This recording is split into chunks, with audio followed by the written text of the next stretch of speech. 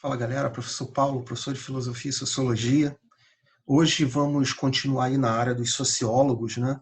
Sociólogos importantes, sociólogos clássicos, tá? Esse primeiro sociólogo clássico que a gente vai ver aí é o alemão Karl Marx, tá legal? Hoje a gente vai ver é, essas ideias de Marx, tá? É claro que a gente não vai trabalhar aqui todo o marxismo, tá?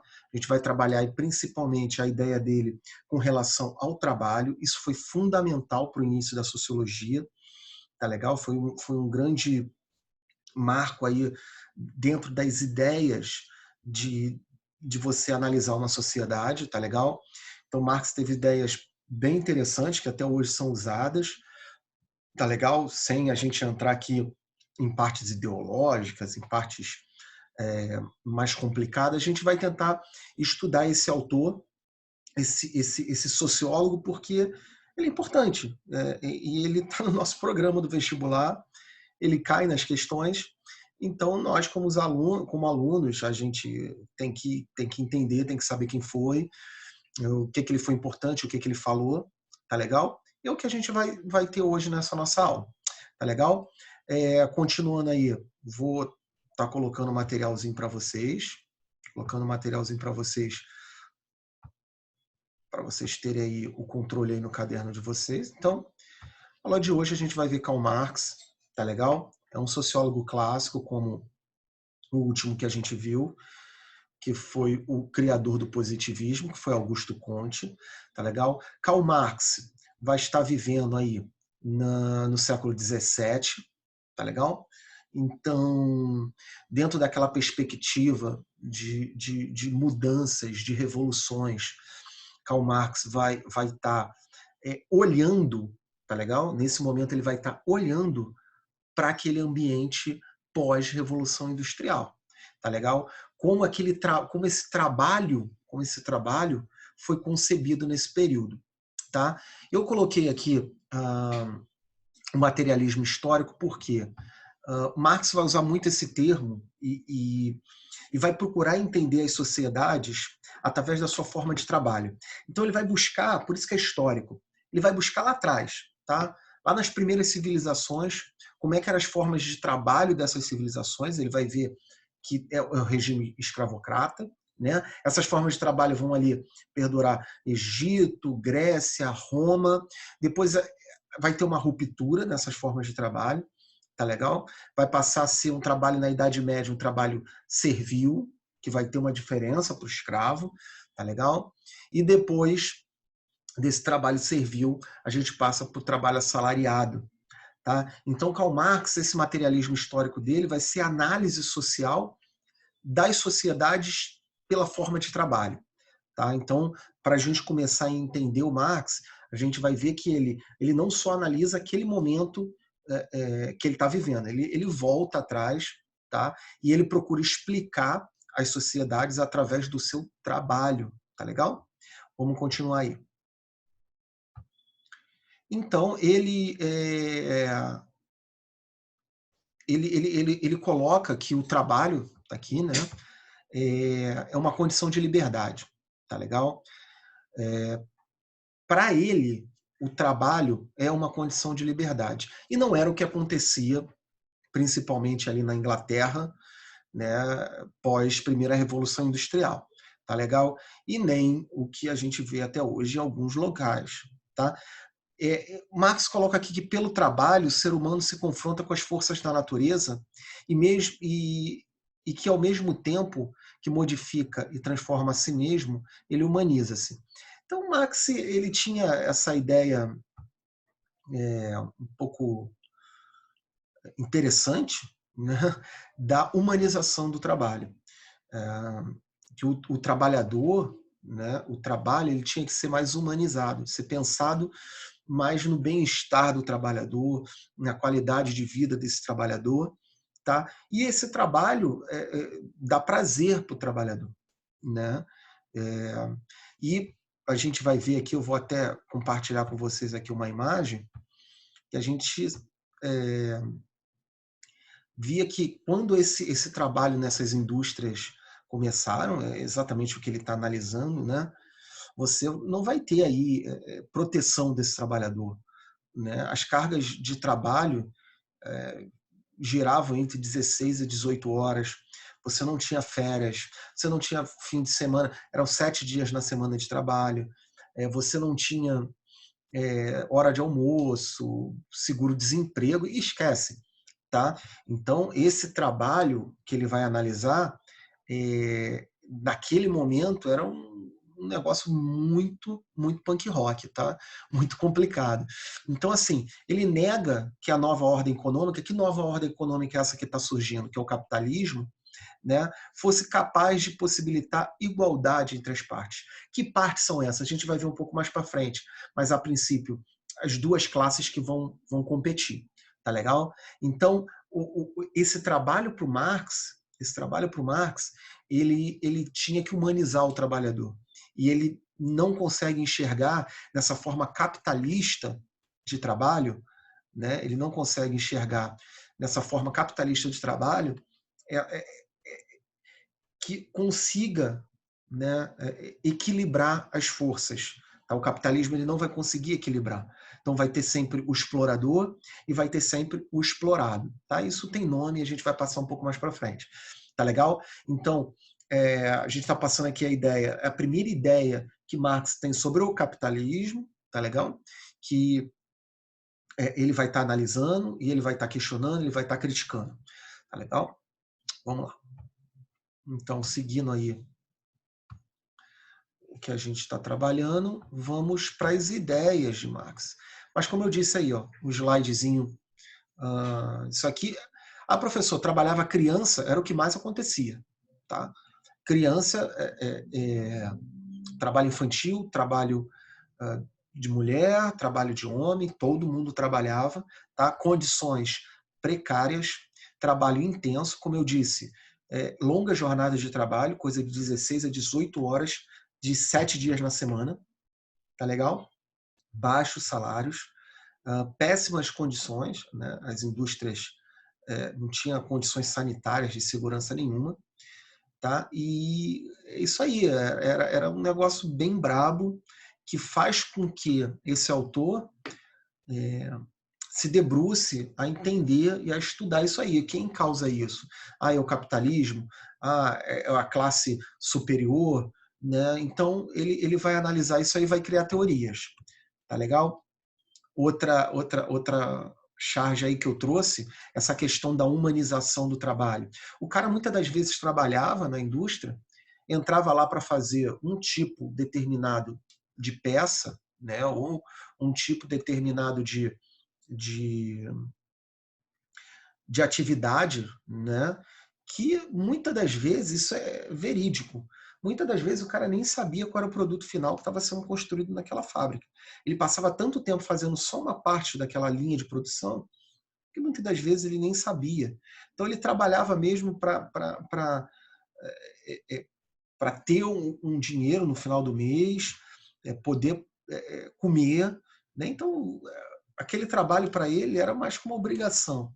Tá? Então, essa questão da humanização que o Marx usa é exatamente nesse sentido. O cara não era parte integral daquilo ali. O cara não tinha noção do que ele estava fazendo. Ele simplesmente estava ali porque senão ele morreria de fome. Tá legal? Essa lógica do Marx aí do capitalismo. Tá? Então, essa charge aqui que eu estou colocando é exatamente isso. Vou me aposentar amanhã, sabe o que eu vou fazer?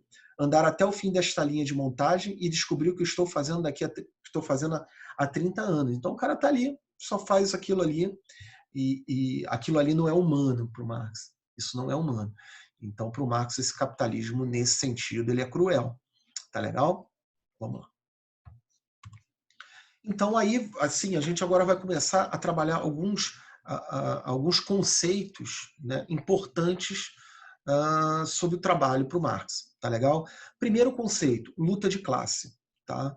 Luta de classe. Então, para o Marx, a nossa sociedade ela vive num eterno movimento de luta.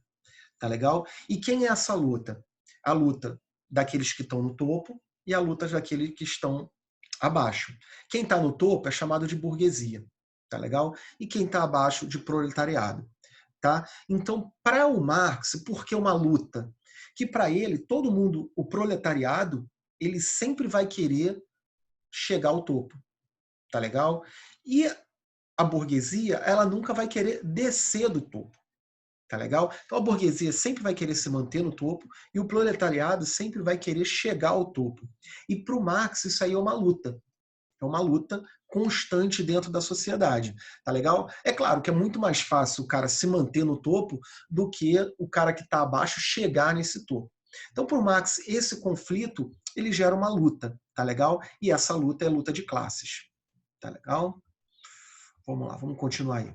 Simples, tranquilo, tá? Então, para eles, a burguesia, para ele, né, a burguesia era a classe dominante e o proletariado, os dominados. Então, como eu expliquei, havia uma relação de exploração entre as classes, fácil de entender, tá? A classe dominante explora esse proletariado, tá? São os conflitos que existem entre esses membros das classes mais abonadas do que das classes inferiores. Então, esse conflito é a luta de classe, tá? A luta de quem está no topo para continuar e que está abaixo quer subir. Então, para o Marx, era uma luta constante dentro da sociedade.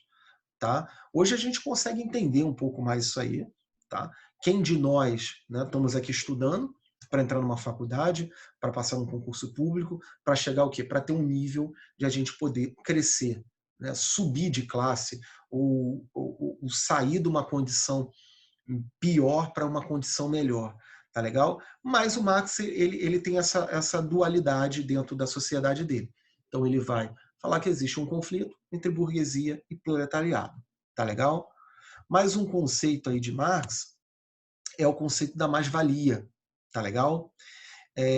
O que é o conceito da mais-valia? Vou ler aqui para vocês e depois eu explico.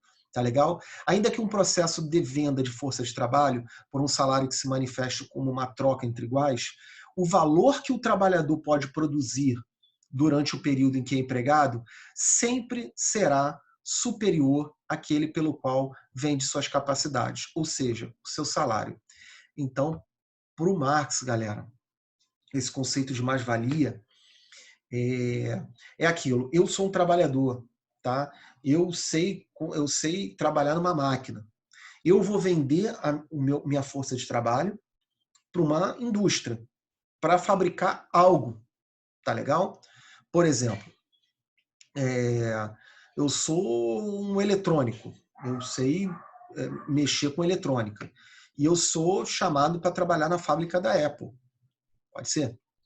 Né? Então eu vou ali fazer os equipamentos eletrônicos e vou receber por aquilo ali. Imagine que eu recebo R$ 2.000 por mês, tá legal? Para produzir ali a parte eletrônica de um celular, ou de um tablet, ou do Mac, num computador, enfim. Ao fim daquele mês eu recebo R$ 2.000, né? Eu chego ali, eu tenho que pagar minhas contas, eu tenho que pagar as coisas, comida e tudo mais, aluguel, e estou com vontade de comprar um celular, um iPhone X, S11, sei lá. Né? Esse celular é R$ 6.000, R$ 7.000. Eu tenho condições de pagar por aquele produto? Não. Tá? Então, o que Marx fala desse conceito de mais-valia é que o meu trabalho, o que eu produzo, ele tem mais valor do que eu posso adquirir. Tá legal? Então é basicamente nesse sentido, esse conceito de mais-valia. A minha força de trabalho, tá? Ela não tem o valor do produto sempre será maior do que a minha força de trabalho. Tá legal? Vamos lá. Mais um conceito aí de Marx importante, tá? O conceito da alienação. Tá? Então, o que é isso? É praticamente esse conceito, tá meio que integrado nesse conceito de mais-valia. É quando o produto deixa de pertencer a quem produziu. Tá? O trabalhador torna-se estranho a si mesmo. Então, por exemplo, onde eu morava, tem uma fábrica, uma marca de bolsa, que chama-se Vitor Hugo. Não sei nem se ainda existe isso. Aquela fábrica ali ficava em Bangu, Era uma fábrica de pessoas humildes que trabalhavam ali, fazendo aquelas bolsas. Tá? Uma vez, por acaso, eu fui no shopping e vi uma loja dessa marca. Cada bolsa pequena dessa loja, ela custava por volta de 3, 4 mil reais.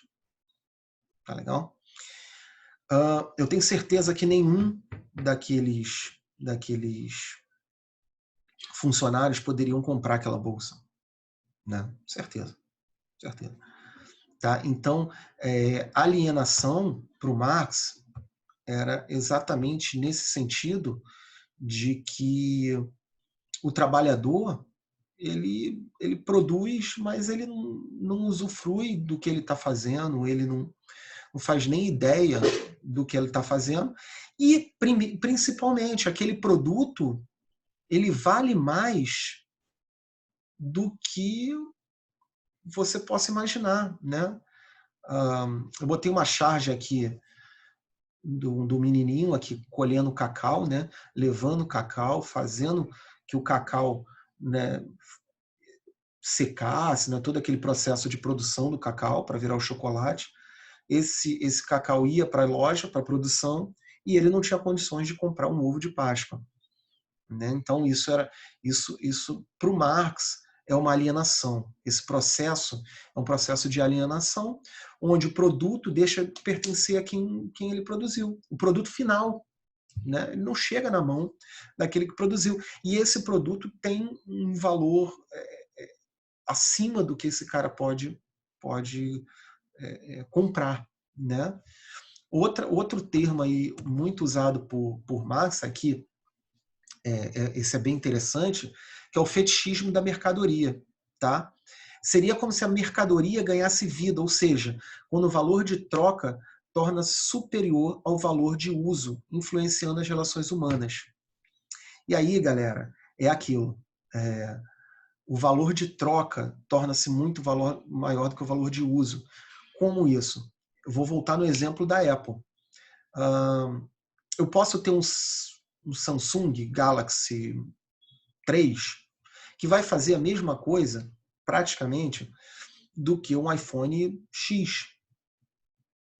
Só que eu ter um iPhone, isso há um tempo atrás já foi muito mais interessante, mas eu ter um iPhone, eu ter uma roupa da Armani, ou eu beber um whisky 50 anos, galera, de forma geral, esse fetichismo, essa vontade de você ter o produto para que aquele produto te faça ser um ser diferente. Tá legal? Por exemplo, um carro pode ser um popular ou um importado, ele vai cumprir com a mesma função, né? Que é te levar, te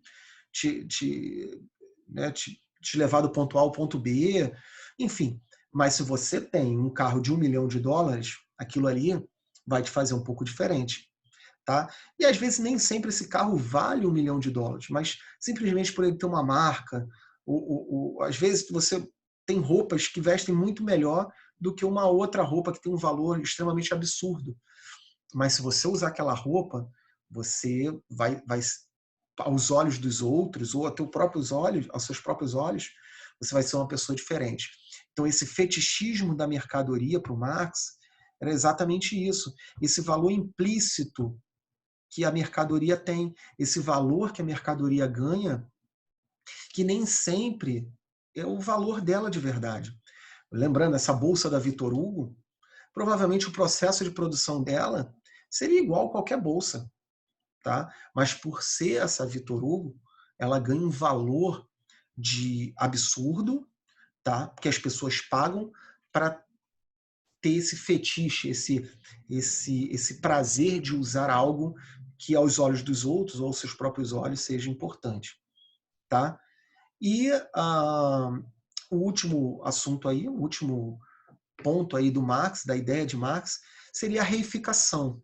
Reificação vem do latim reis, né, que seria a coisificação do trabalhador. Né? Isso eu expliquei lá no início. Esse trabalhador ser coisificado. Tá legal? Você não compra um iPhone pensando em quem produziu esse iPhone. Você não compra uma bolsa da Vitor Hugo pensando em quem produziu a bolsa da Vitor Hugo. Né? Por exemplo, se eu for comprar um quadro do Pablo Picasso, vou pagar 10 milhões de dólares num quadro do Pablo Picasso, eu estou comprando esse quadro por quê? Porque é um quadro do Pablo Picasso. Tá legal? Eu estou vendo a importância do pintor na obra. Ou se eu comprar uma roupa feita por um grande estilista, tipo um Armani, essa roupa foi feita exatamente pelo Armani, né?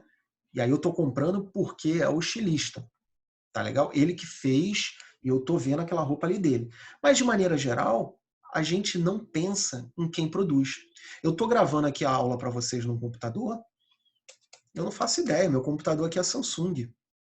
Quem produziu, sei lá, alguém, ou foi no Brasil, ou foi nos tigres asiáticos, ou foi na China, alguém, um trabalhador qualquer. Tá? Então, para o Marx, a reificação era quando você olha o produto final, você não olha quem produziu. Isso dentro de uma indústria, isso, né, nesse processo que ele está vivenciando de industrialização, essa industrialização pesada, que está gerando conflitos, tá? Conflitos sociais, conflitos internos, tá? Ele critica esse capitalismo que está sendo gerado ali naquele momento e ele critica a forma que se usa esse trabalhador, a forma que está se usando o produto. Então, Marx, nesse ponto de vista do trabalho, são essas ideias que ele coloca, que são ideias que a gente pode colocar no mundo de hoje tranquilamente. Tranquilamente. Claro que as coisas mudaram, as coisas evoluíram, tá? Mas essas ideias dele, a gente tem que sempre olhar para um sociólogo que estava olhando a sociedade que ele vivia, aqui no século XVII. Tá legal, galera? Espero que tenha ficado claro aí para vocês. Qualquer coisa, retorne o vídeo aí, volte de novo. Se não conseguiu, sei lá, pesquisem. Eu estou colocando um texto aí de apoio também para auxiliar vocês.